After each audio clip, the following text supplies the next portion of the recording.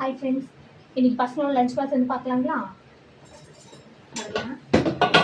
இன்னைக்கு June 1 school open பண்ணிட்டாங்க.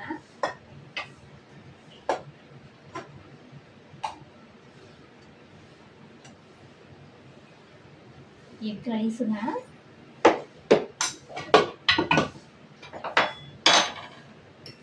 அப்புறம் புடலங்காய் பொரியல்,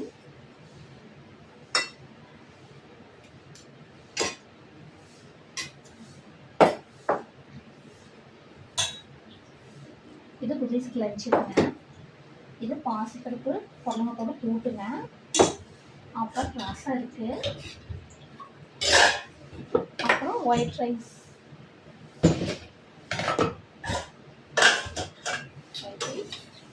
ரசம்,